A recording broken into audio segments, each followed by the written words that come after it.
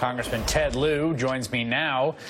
What is your belief? You asked the question, do you believe Jeff Sessions was forthright and truthful today before your committee?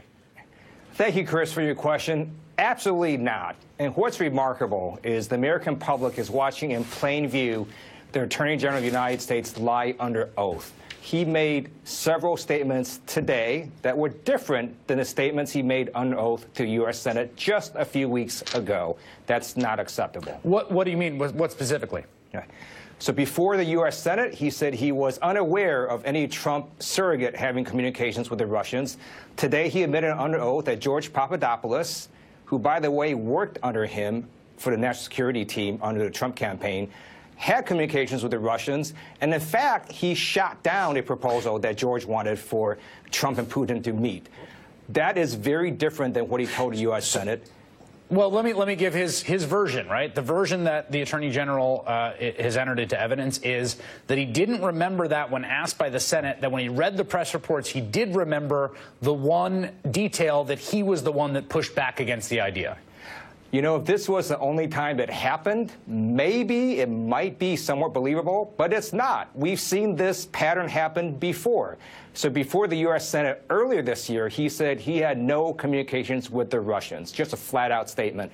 That was wrong because, as you noted, the Free Press showed that he had multiple communications with Russian Ambassador Sergei Kislyak. The reason that's so important is because Ambassador Kislyak was known in the U.S. intelligence as a master spy and a recruiter of spies. That would be a very important fact for people to know.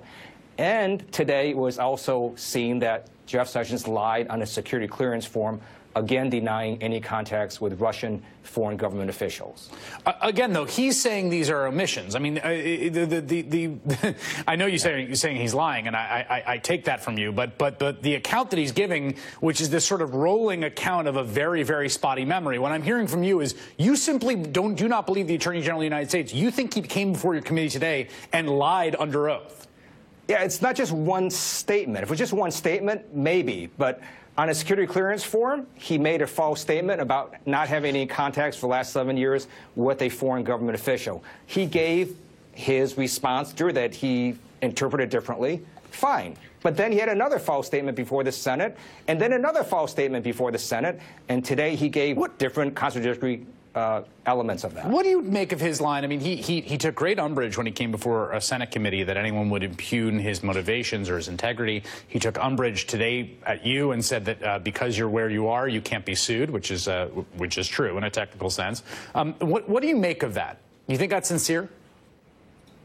I don't. And by the way, I do have advice for Attorney General. He said, I don't recall so many times that I think he should go see a doctor because he has severe memory loss. All right, Congressman Ted Lieu, thanks for your time tonight. Sure.